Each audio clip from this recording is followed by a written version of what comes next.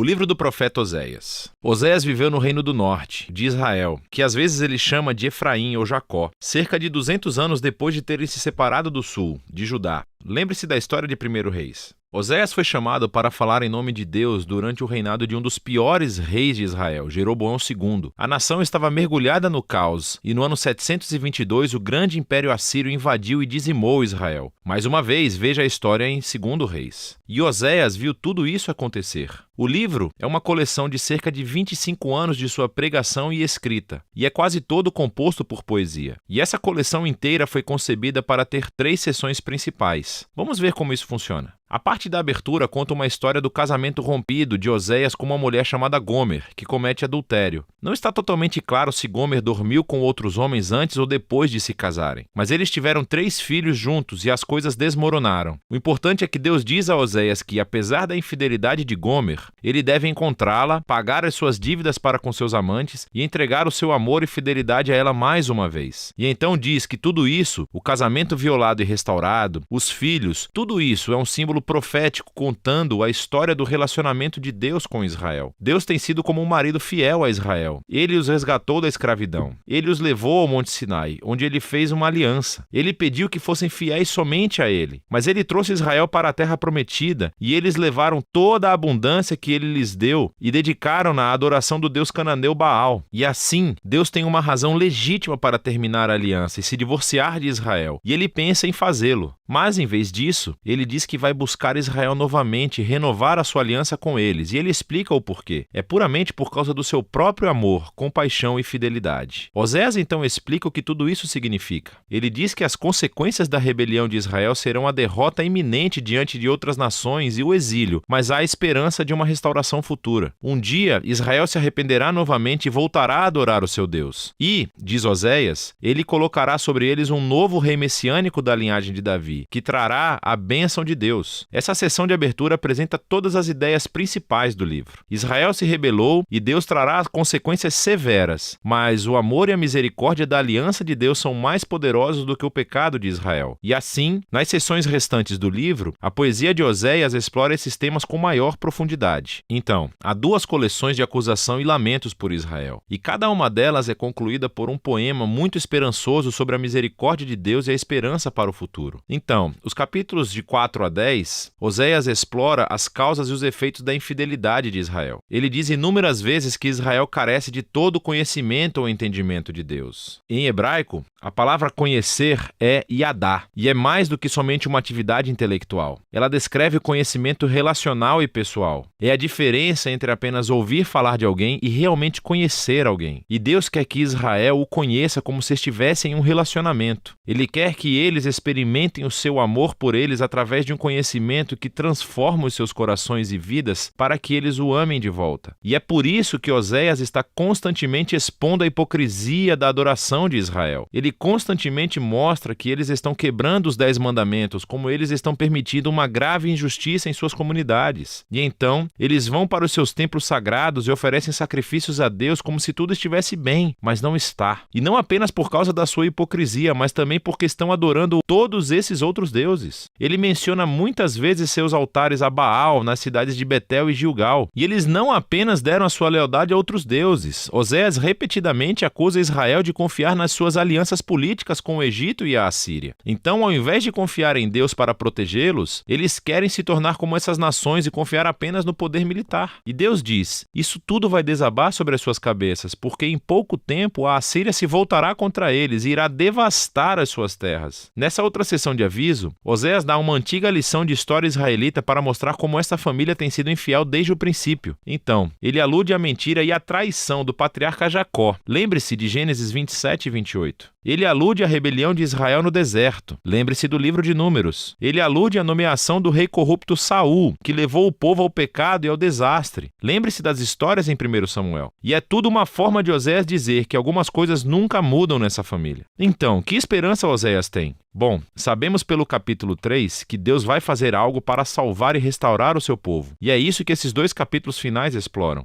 O capítulo 11 é lindo. O poema retrata Deus como um pai amoroso que criou seu filho Israel Israel e depois compartilhou tudo com ele. Mas o filho cresceu e se rebelou e se voltou contra o pai, se aproveitando da sua generosidade. E assim, nesse poema, Deus está emocionalmente dividido. Em um momento, ele está com raiva e naturalmente diz que vai trazer consequências graves. Mas no momento seguinte, ele está com o coração partido. E ele diz que é movido pela sua misericórdia e compaixão. E ele vai perdoar o filho que ama. Ele diz: como posso desistir de você, Efraim? Meu coração está agitado dentro de mim, toda a minha compaixão está desperta. E assim, embora Deus permita que Israel seja conquistado pela Assíria e enfrente as consequências, esta não é a palavra final de Deus. Ainda há esperança, e é disso que trata o último capítulo. Oséias clama a Israel para se arrepender e voltar ao seu Deus. Mas ele sabe que isso não vai durar, porque nunca aconteceu antes. E Deus diz que um dia ele curará a sua desobediência e os amará livremente. Deus continua descrevendo esse Israel novo e curado como uma árvore exuberante com raízes profundas e galhos amplos, que oferecerá sombra e frutos a todas as nações. É uma imagem da promessa de Deus a Abraão, como Israel deveria se tornar uma bênção para as nações. E a declaração de Deus, se é que isso vai acontecer, exigirá um ato da graça de Deus e poder de cura para reparar o profundo quebrantamento e egoísmo pecaminoso do coração humano, para que o povo de Deus possa receber o seu amor e amá-lo de volta. E é isso que Deus promete fazer.